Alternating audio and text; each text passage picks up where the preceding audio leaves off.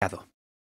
La actividad empresarial también tiene consecuencias negativas, tales como la desigualdad social, la posición dominante de ciertas empresas, la contaminación, las grandes crisis de las economías de mercado o los abusos que sufre la clase trabajadora.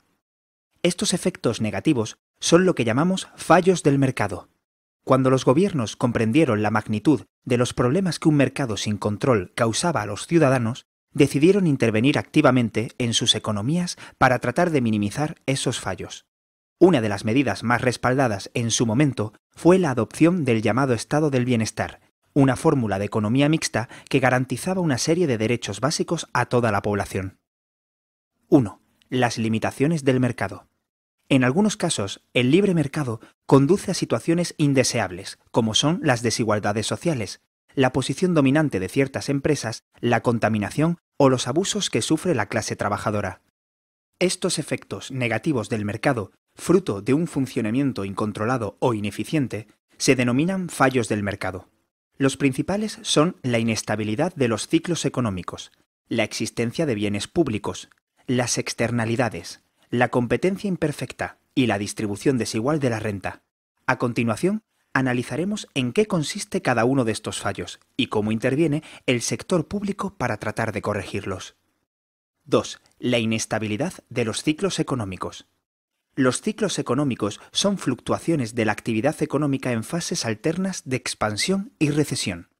La inestabilidad cíclica es el más importante de los fallos del mercado, porque afecta directamente al número y a las características de los puestos de trabajo de un país.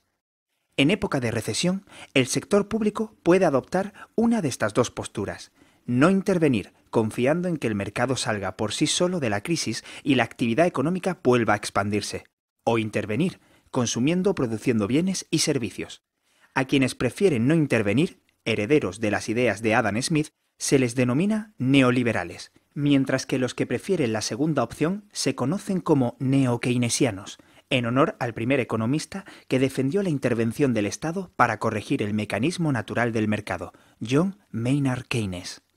El conjunto de medidas e instrumentos que utiliza el Estado para intervenir en la actividad económica y tratar de favorecer la marcha del país se denomina política macroeconómica.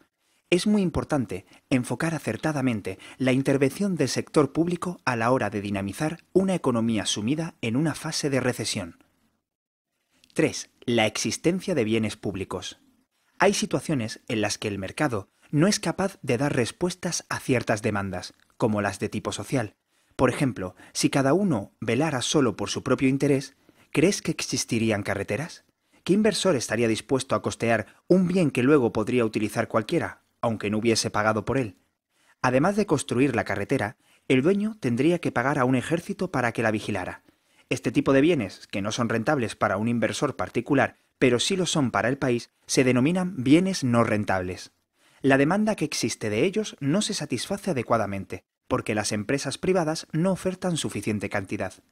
En estas situaciones en las que la iniciativa privada produce una cantidad inferior de bienes y servicios de la que demanda la sociedad, es el Estado, finalmente, el que suministra estos bienes y servicios por razones de interés público.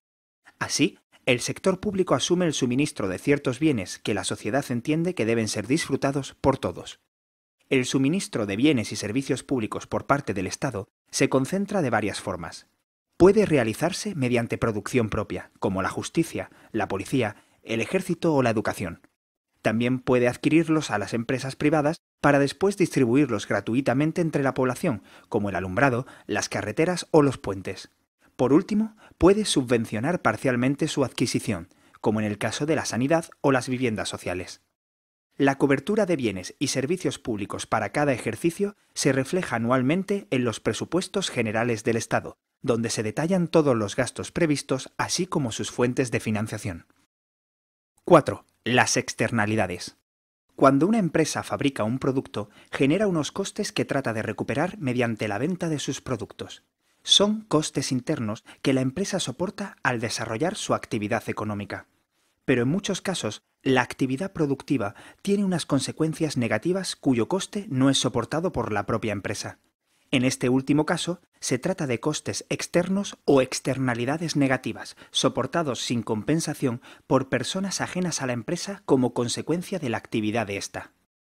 Como estos costes no son contemplados por las empresas, tampoco son trasladados a los precios de los productos que venden, de tal forma que el mercado no informa correctamente a los consumidores de cuáles son los costes reales de producción del bien en cuestión. Por otra parte, también pueden existir beneficios externos o externalidades positivas, es decir, efectos beneficiosos para otras empresas o particulares gracias al desarrollo de la actividad económica. La externalidad negativa más importante que sufrimos en la actualidad es el deterioro del medio ambiente, como consecuencia de la actividad económica. Para contrarrestar sus efectos, los países diseñan y llevan a cabo un conjunto de medidas que se conoce como política medioambiental. Un gobierno puede utilizar varios instrumentos para reducir la contaminación, pero la implantación de cualquier medida exige realizar estudios previos para obtener información sobre el tipo de contaminación, identificar y clasificar los agentes que la causan y medir el impacto de la contaminación sobre el medio natural y las personas. Hay tres grandes tipos de medidas para combatir la contaminación. En primer lugar, se pueden fijar umbrales máximos y multar a las empresas que los sobrepasan. También pueden establecerse un impuesto por cada unidad de contaminación. Por último, puede crearse un mercado de licencias de contaminación. Todas estas medidas aceptan la contaminación como un mal menor, puesto que ninguna de ellas la previene, sino que se limitan a obtener una compensación económica una vez que el daño ya se ha producido. Pero la sociedad debe ser consciente de que es responsabilidad de todos evitar el deterioro medioambiental. 5. La competencia imperfecta. El entorno competitivo incentiva a las empresas a mejorar la calidad de sus productos y servicios y a ajustar sus precios, ya que estimula la competencia, la innovación y el acceso de nuevas empresas al mercado, además de moderar el crecimiento de los precios. La falta de competencia o situación de competencia imperfecta conduce a prácticas abusivas por parte de las empresas en la fijación de precios o en las cantidades de producto que se ofrecen al mercado, de tal forma que la satisfacción de las necesidades de los consumidores pasa a un segundo plano. Por ello, en estas ocasiones, se hace necesaria la intervención de las autoridades de defensa de la competencia para garantizar el funcionamiento competitivo de los mercados. En España, la institución que lleva a cabo esta tarea es la Comisión Nacional de la Competencia, que lleva a cabo procedimientos judiciales, arbitrajes, tareas consultivas y labores de promoción de la competencia en los mercados. Además, elabora informes sobre la situación de competencia en los mercados y sobre los efectos de la concesión de ayudas públicas. Está prohibido todo tipo de acuerdo que busque pactar la producción o los precios entre empresas. 6. La distribución desigual de la renta. En el mercado solo expresan sus preferencias aquellos cuyo nivel de ingresos les permite pagar los precios de los bienes y servicios que ofrecen las empresas. Las personas con menor capacidad adquisitiva apenas pueden comunicarse con el mercado para hacerles saber sus necesidades. Se habla con frecuencia de la soberanía que el consumidor ejerce mediante el voto de su compra, pero en realidad esto se refiere únicamente a quienes pueden votar, esto es, comprar. Todos somos consumidores, pero no todos votamos. Las personas con rentas altas representan un mínimo porcentaje en el conjunto de la sociedad, de tal forma que, si el sector público no interviniera, el mercado solo satisfaría las necesidades de los que más tienen y se acentuarían las desigualdades económicas. Por esta razón, se ha exigido al sector público que trate de corregir dicha desigualdad. Así, la política macroeconómica no solo persigue estabilizar la economía para minimizar los efectos negativos de sus fluctuaciones. Otro de sus objetivos importantes es reducir las desigualdades en la distribución personal o geográfica de la renta, estableciendo leyes y medidas para redistribuirla. Este objetivo se articula principalmente a través de la política fiscal, que se expresa cada año en los presupuestos generales del Estado. La redistribución de la renta es como se conoce el proceso mediante el cual el Estado vuelve a distribuir, de acuerdo con el principio de equidad, fondos que previamente fueron asignados por el mercado a ciudadanos con alta capacidad económica. Esto se logra mediante el efecto combinado de los impuestos y el gasto público.